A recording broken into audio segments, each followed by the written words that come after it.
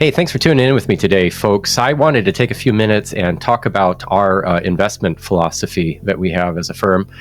I've spent a lot of time reading a lot of books and looking into various ideas. And although, what you'll find when you do that is very few people agree as to what the right approach is. And what you'll see is a lot of, disagreement, I suppose, to say the least, on what the right approach is. I wanted to share what we think the right approach is, because at the end of the day, a lot of this is decided by one's confidence in how they're going to proceed and move forward.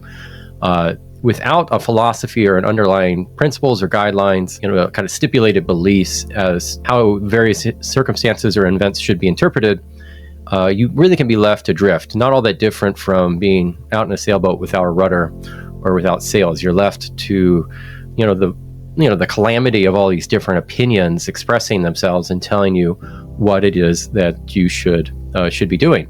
And then, in that sort of situation, you're free to be pushed around. Rather than being in control of your own destiny, you're being pushed around and responding really to others. And so we approach investing and handle this matter with our investment philosophy, which guides us, which allows us to decide, when these external forces come into play, these pressures, we can continue to have our guiding light, if you will, to tell us how to proceed and how to interpret it, and whether to take action if action is necessary, or whether to pass and do nothing if doing nothing is the correct approach. So we have a philosophy and we have a process as a result of that philosophy. Our philosophy, to start with, is that we think ultimately the world, the economy, and the financial markets are fundamentally unpredictable. We live in a ceaselessly creative world, and we have what's sometimes termed as a complex adaptive system, which means it's not possible, that's a scientific term, it's not possible to know what will happen. So we stay in a position of always being in the unknown. We don't have a crystal ball, as is often joked or suggested. And so we operate in this belief that we don't know what will take place. And we're not going to try to know what will take place. And our investment approach or returns, how we hope to get those returns, is not contingent on us needing to know what will take place. In fact, actually, probably the more we not know, ironically enough, of what we think will happen, the better our approach will be. It's us attempting to know and getting involved where we muck things up. So we ultimately think the world isn't a simple machine that can be easily controlled or predicted, and we are going to approach it with due respect. We also think that the world is getting riskier. Now, that term risk is a funny term because we think risk and we obviously normally have a negative connotation. It seems bad. Oh, the world's getting riskier. It would almost seem like the world's maybe on a highway to hell, one might describe it, right? It's going in the wrong direction. And that's not what I'm implying or suggesting when I say the world is getting riskier. Risk really is just this notion that we don't know the future and we don't know what will happen. And the more of it we don't know, or the more of it things may not go the way we would expect them, or the more possibilities, really better stated, the more possibilities there are for what could happen, it just means there's more risk, and it doesn't necessarily mean negativity.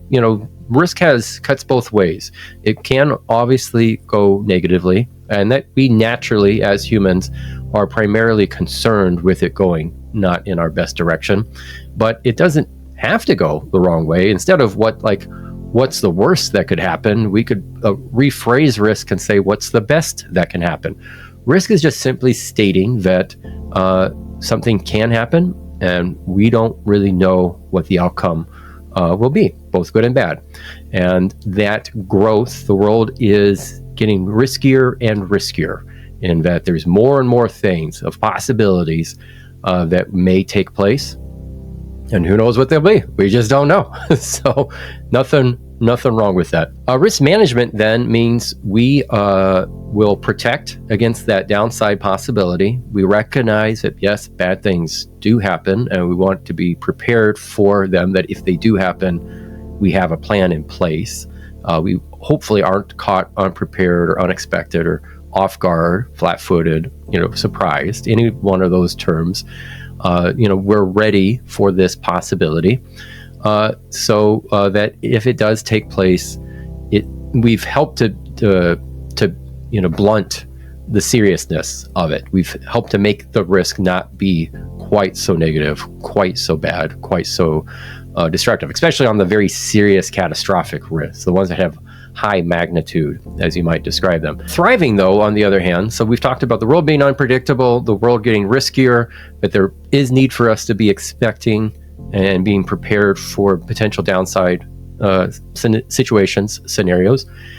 Thriving, though, on the other hand, to speak to the other positive side of risk, is talking about capturing the upside of what may happen and putting ourselves in a position to benefit from good things taking place, not being being ready for the new possibilities, new opportunities, and hopeful for those new possibilities, new opportunities, to see that the world tends to be creative and new things happen, and those new things aren't necessarily bad. Those new things could be great, they could be good, they could be awesome, and we want to be there to be able to benefit from that. In fact, thriving is benefiting from those possibilities. And so hopefully you'll see that we think ultimately the world kind of falls into two parts. Yes, it's good, yes, it's bad.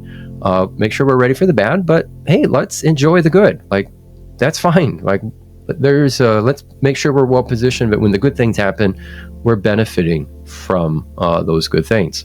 So our process, that's a little bit of our philosophy. What's our process then? Like, what's the right way to approach? If this is how our take of the world is, what's the right way to approach investing? Well, it's pretty simple. We're going to focus on earning, on saving, and then on protecting. Those kind of our first few things. Like, you're not going to get anywhere.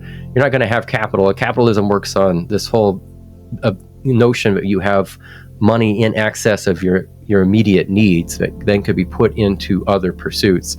You don't have capital unless you have a living, unless you're earning some money and you're generating that excess. So you got to go to work in some way and make a living to get this whole thing kickstarted.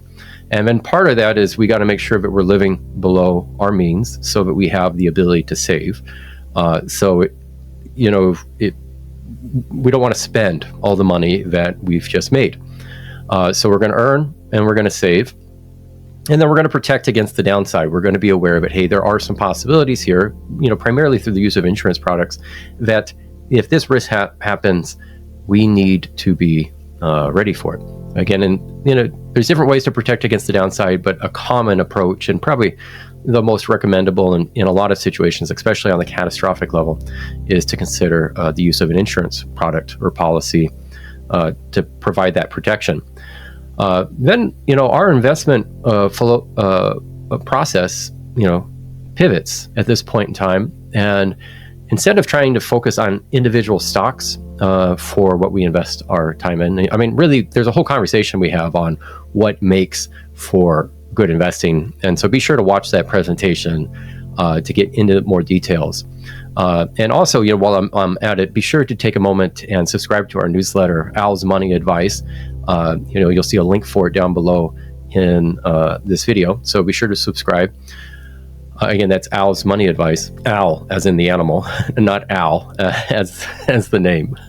So we're going to focus on asset classes for our investment approach, not individual companies. A lot of folks are captured by this notion of, like, what's the next stock tip? What's the next hot thing? Let's try to make all our money off of that. And our take on that is that's basically gambling. Like, who knows what the next hot thing is? Like, do you really think you could know? Do you think I know? Do you think anybody really knows? If they did know, do you think they tell you? Do you think they tell anybody? Like, I mean, what benefit or incentive do they have if it really is the next hot thing? If it's going to make them a ton of money, like, why on earth would they be telling anybody about it? Like, would you? I wouldn't. I mean, really, like, that's where you're gonna lose all your money. Like, why bring others in on the good deal? But that doesn't mean there isn't any investment approach that can work. Again, watch our presentation. We'll go into more details on this, but we have a focus on asset classes and how these are like really just different types of an investment, whether it's stocks, bonds, commodities, constant points of tilts towards small cap value, international holdings, emerging markets. Each of these perform a little differently depending on what's taking place economically in our global economy. And the mixture of those varies from year to year. So we focus on asset classes. Again, more details in our investment presentation. And through those asset classes, we build a diversified portfolio. But really, the intent here is just to position us that when things do thrive, when they do pick up, we are getting some of that wind in our sails. And that is, we'll see then a return for our money. So that said, so we'll focus on asset classes, build diversified portfolios, and then, as circumstances merit it, we'll make tweaks or adjustment to the investment plan depending on your goals and how things are progressing. And we stay fairly indifferent to what's taking place in the markets, but we don't stay entirely unaware. You can do what's called tactical asset allocating, where perhaps you would pull down in certain asset classes depending on market conditions. Whether or not there's signs or signals. Now, yeah, you have to be careful with any of that because it's trying to pull the signal from the noise, and it's not always clear. We don't give a lot of attention, admittedly, to this, but there can be. We have resources that we turn to that help to inform our decision making, and doesn't decide things, I would say, but just gives us a pause for consideration. We want to have a full decision. And then I think lastly, after we've earned, we've saved, we've protected against the downside, we've built out diversified portfolios, and we have a focus on asset classes, we thrive. Like, the last thing to do is just enjoy it all. Like, you only get to do it once, right? So let's just enjoy it. Like, what else are you going to do? You could spend the rest of your life and be fearful, be afraid, be concerned, be crushed by doubt, anxiety, or worry. And what's that get you? You spend your whole life doing that. And at the end of the day, you're still going to die, right? It's like, so what did you get for it? The focus is then to thrive. We're just going to take it all in stride. And what happens, happens. We did as much as we can, as much as anybody can.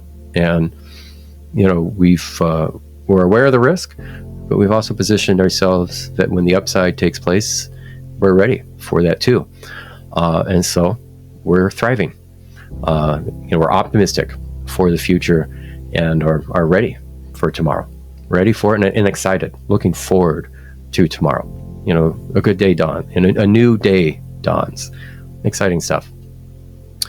Okay, well, hopefully this video was helpful for you. Please take a moment and subscribe to our newsletter. Their link down is below. We have our newsletter is called Als Money Advice. Yeah, that's the animal, a character of wisdom and fierceness that hopefully is being conveyed to you in these videos. Thanks so much for listening.